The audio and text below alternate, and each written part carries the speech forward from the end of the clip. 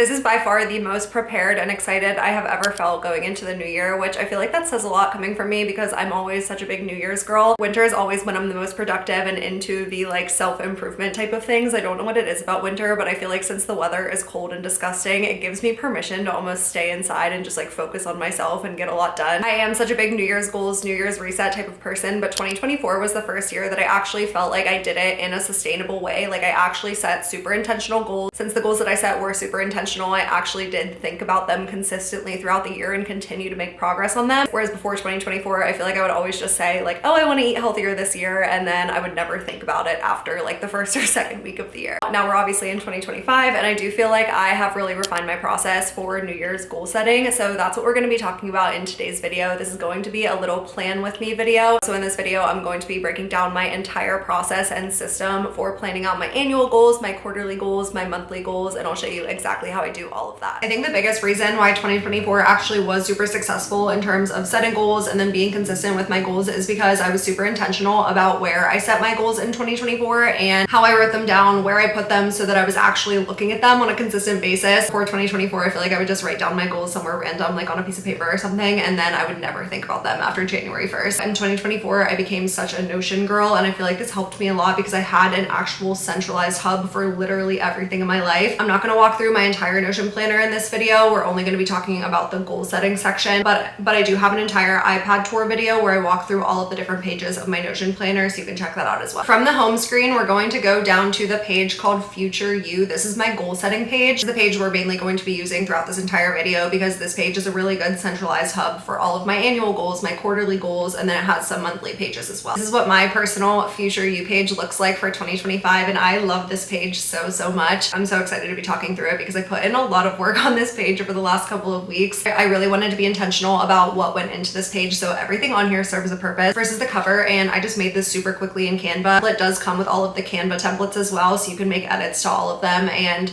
really personalize it to what you need it for. For the cover of my Future You page for 2025, I said I execute on my idea. Word of the year for 2025 is execute, and where this comes from is I feel like I spend a lot of time, or I have spent a lot of time in the past, consistently thinking of new ideas, and at the end of the day, if you don't execute on your ideas are literally worthless. They don't mean anything. I feel like execute is just a really good thing to like keep in mind and keep like front and center on this page, because as I'm going throughout the year and as I'm like thinking of new ideas, I want to spend significantly less time being like, I need to come up with new ideas. I want to spend way more time executing on the 1 or 2 good ideas that I have. Kind of going off of that, I also set an intention for the year, and I put a quote here from the book The 10X Rule because I'm currently reading that book, so I thought that fit. This quote says, "Your thoughts and actions are the reasons you are where you are. Therefore, it makes sense to 10x your thoughts, goals, and actions to achieve your further goals." I really love this quote, and I think it's a really good one for me and for what my goals are this year, because again, it just comes back to the idea that your goals are never going to become a reality if you don't take action on them. And just like this quote says, your thoughts and your actions are why you are where you are. I know for me, this is super motivating because I always take the mindset that if I'm not where I want to be, the only reason for that is because I'm not taking action on it. I'm consistently taking action on the things that I want every single day. There's no way that my goals won't come true, and there's no way that I won't be successful in it. There's my word of the year and my intention for the year. I also wrote 3 words beneath this that are kind of like overarching. I don't want to call these like goals for the year, but they're kind of just like categories that I want to focus on in 2025. I wrote business expansion, magnetism, and financial freedom, and as you'll see when we're talking about all of my annual goals, all of my goals relate to those 3 words. Below these 3 words, we have my annual goals, and we're going to talk through what my annual goals are and how I set them and how I'm working toward them. When it comes to annual goals, I like to set kind of like overarching goals because I don't like to set too many of them. I had like 20 things here that were super specific, like drink more water or work out more or cook more. I would get super overwhelmed and it would be kind of like hard to organize. I like to leave these like pretty high level, and then when we get into the quarterly goals and the monthly goals, that's where we're going to get a lot more specific and start like taking action on the things that are going to lead us here. When I was thinking of making these goals, I was like, okay, at the end of this year, what are the 3 or 4 big things that I want to accomplish? This one that I wrote here is buy my dream townhouse, and I made a couple of videos on this and talked about it a little bit on here before, but I really want 2025 to be the year that I become a homeowner. I'm looking to move back to Pittsburgh in the summer when my lease is up here in Nashville and buy a townhouse. So obviously a huge goal and something that I'll be really proud of myself when I accomplish. So I thought that that definitely deserved a spot in my annual goals section. And then the next one, I actually set this as a goal in 2024 as well, and I feel like I made a ton of progress on it in 2024. I just posted an entire video talking about some of the habits that I use to level up in 2024, and a lot of them come back to the goals that I set in this area in 2024. I labeled it It Girl Era, and essentially what I mean by this is I just want my habits to get consistently better throughout the year so that by the end of the year I feel more like the girls that are on my Pinterest board. And in the other video I talk about some of the things that I did to make some improvements in that area in 2024. I honestly think that this is going to be a goal in my annual goal section for at least the next couple of years, because you can always make more progress and continue to get better. When I click into this card, you'll see that I wrote some of the areas that I want to focus on here. These are a lot of the health and fitness goals, a lot of the aesthetic goals. Like I wrote, I'm the girl who wears cute matching pajamas. Just little things that I want to work on throughout the year to feel like the best version of myself. Next goal that I have is all about business revenue. So I said $1 million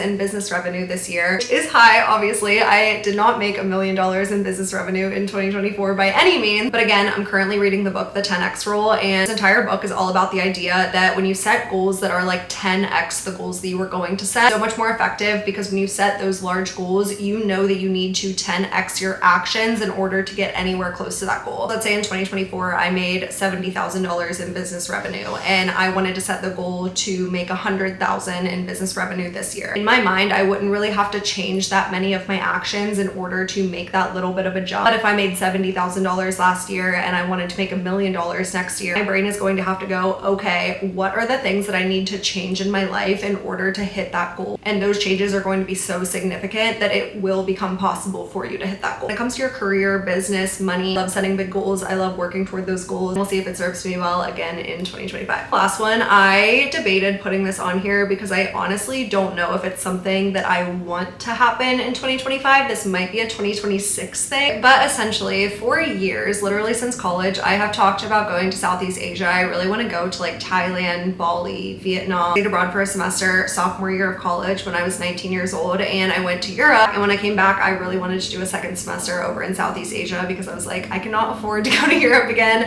It's a lot cheaper over there. I had an entire semester planned. I got like the credits approved with my college. COVID hit. It never ended up happening. I haven't been back abroad at all since I was 19, and I'll be 26 this year, so roughly like 7 years. Still really want to go to that part of the world, especially before I have kids, which who knows when that will happen. Flights are literally so long, and it'll take me so long to get over there. So if I'm gonna go for like a month and get it all done in one time. My boyfriend has a decently flexible work schedule where it is possible that like maybe in about a year he could take a month off of work. I think this is something that could be realistic for us in winter of 2025, 2026, but realistically it would probably end up happening in like January through March of 2026. I didn't know if I should put it here, but there's obviously a lot of planning and everything that would need to happen in 2025 to make that happen. So if it's a goal for me in early 2026, I wanted to put it front and center here. Now that we talked about my annual goals, I want to talk about vision boards, because I saw that there was a vision board on my Notion page, but that's actually a quarterly vision board. And this is something that I started doing in 2024. I started making quarterly vision boards, and I would put them digitally up as like many places as I could. So I would put them in my Notion planner. I would make it my desktop screen on my Mac desktop. And what's nice about the digital ones is that they're super easy to update. So I would just go back into the Canva file and swap out some of the photos in Q2, Q3, Q4. But this year I wanted to make an annual vision board, and I wanted to do a physical one. I've never done this before, but I saw it like all over my Instagram, and I thought it was a really cute idea, which I'm so obsessed with how this turned out. And I'll kind of talk through some of the photos that I chose to put on here. Some of the ones that stick out to me are, I put 1 million followers on here, and I was talking about 1 million Instagram followers, which that is so far off from what I have currently, but we're dreaming big. Again, this just means that I'm going to be focusing significantly on my Instagram in 2025. I have my townhouse on here that I want to buy. I also put a couple of brand partnerships on here. Macy's has been my dream brand partnership since I started social media a couple of years ago. I just figured that that was something good to put on the vision board. And then I have a red leather interior of a car on here as well. I would absolutely love to get a brand partnership with a car brand this year, specifically Mazda. So I put a Mazda on here with a red leather interior. Other than that, I feel like the photos on here are kind of just like the vibe that I'm going for in 2025. But then I overlaid those photos with a ton of quotes that are really inspiring to me. So things like, I attract opportunities that create wealth, nothing is out of my league, be the woman you would look up to, you bring a lot to the table, so act like it. I'm gonna keep this in my living room area where I spend most of the time throughout the day so that I can look at it consistently throughout the year. Scrolling down to the rest of this Notion page here, I have all of my quarterly goals underneath the vision board. We'll click into Q1 because this is what I've filled out so far this year. Obviously at the end of Q1, I'll go in and fill out Q2 exactly like I did this one. First is my Q1 vision board. This is also what is currently my desktop wallpaper on my computer, so I see it front and center every single day. I did this in Canva, and if you do purchase my Notion template, it's $4.99. The Canva template also comes with this as well, so you can make your own vision board. The idea of the quarterly vision board is to get a lot more specific on what I'm going to be focusing on for the next 3 months. The things that I put on here were front and center. I put the YouTube plaque because it's crazy because my channel only has 13,000 subscribers right now and it's January 5th, but I want to hit 100,000 subscribers by the end of the next 3 months. Which I know sounds crazy, but again, it's going to force me to film a lot of YouTube videos and get a lot better at posting YouTube videos. That one is front and center, and then I have some other photos here of just like cameras and things and like camera equipment and filming setups and all of that. Some more lifestyle photos, so again focusing on like the It Girl era annual goal, romanticize your life, the gym, cooking, reading, Pilates, baking, journaling. I feel like are more of little like vibe photos. So what do I want my life to look like over the next 3 months? And then I just overlaid some little quotes here. So I said 100K YouTube subscribers, continuously learning, executing on my ideas, enjoying the small moments. I said I get paid for being me, and time plus energy into my appearance. Scrolling down, I actually haven't filled this out yet, but here you can set your intentions for the quarter. So what you want to focus on, where do you want to be in 3 months? Your goals should be related to where you want to be in 3 months. When I was setting these goals, I was thinking of, okay, at the end of March, if I accomplished X, Y, and Z, that will have made me feel successful. Or at the end of March, if this is what my life looks like, I will consider the last 3 months a success. I separated these between personal and business, and I have 3 of each. Personal section, I said nurture friendships that I've made in Nashville. I feel like this is really important to me over the next 3 months because I'm planning on moving out of Nashville in roughly like 7 months. And I honestly have made such good friends in Nashville, and I feel like the amount of time that I spend with them over the next 7 months is what's going to be the determining factor on